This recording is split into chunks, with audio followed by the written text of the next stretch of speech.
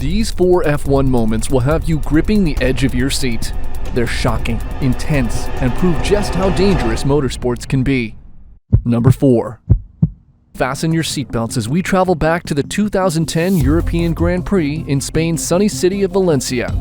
Australian driver Mark Webber in his Red Bull Racer is eyeing Finnish driver Heikki Kovalainen's 16th spot ahead.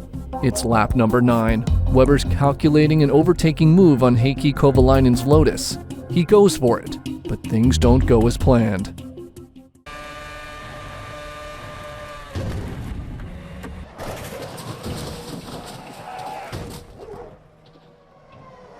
Webber's car soars through the air at 190 miles per hour, flips and crashes down. It skids off the track, slams into a tire barrier, and yet amazingly flips back upright. But Webber? He walks away unhurt, a stark reminder of how F1 is not just a game, but a dance with danger. Number 3. Taking place in the 2007 Canadian Grand Prix in the buzzing city of Montreal in Quebec, Canada. A jaw-dropping moment that nobody in the motorsports world will forget anytime soon. On the high-speed circuit, Polish driver Robert Kubica in his BMW Sauber car was preparing to charge ahead in a steep turn, ready to overtake Italian driver Jarno Trulli for the 8th spot.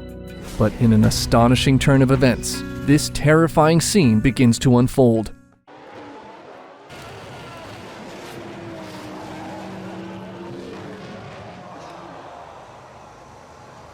Robert was locked in a tight tussle with Italian driver Jarno Trulli as they charged towards a hairpin turn. Suddenly, their cars collide, sending Kubica's BMW Sauber into a horrifying spiral.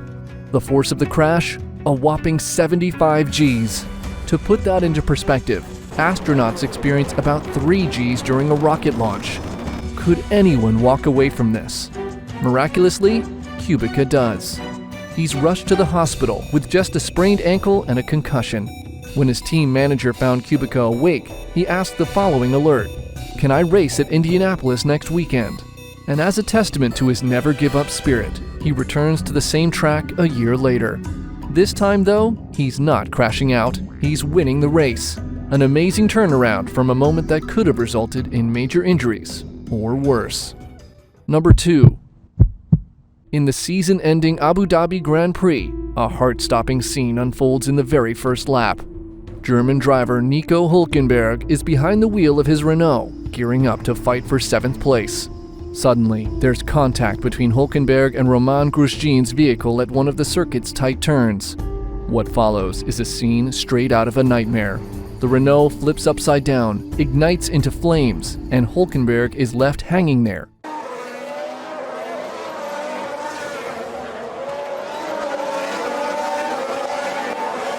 Of this race, and that is Nico Hulkenberg against the barrier, flames coming from the back, and that is a worrying accident to see at the start. Broadcasting a desperate message to his team.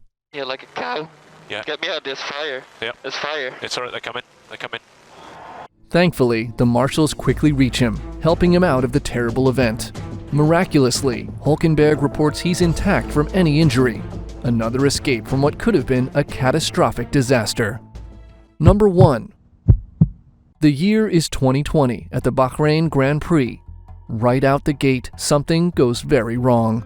French driver Romain Grosjean gets tangled with Russian driver Daniil Kvyat. Grosjean's car is sent straight into a barrier. Suddenly, there's an explosion. Grosjean's car is cut in half and engulfed in flames, a sight that sends chills down one's spine.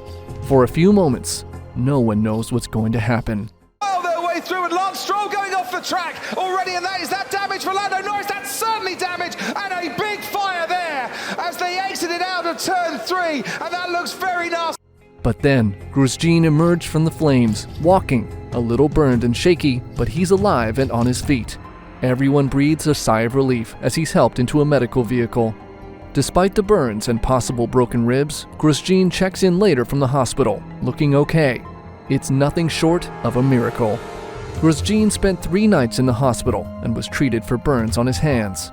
Despite the horrific scene, no long-term medical care was required, and he made a strong recovery. I think it's safe to say this scenario was the best possible one that occurred on this fateful day. Hello everyone. Just wanted to say I am okay.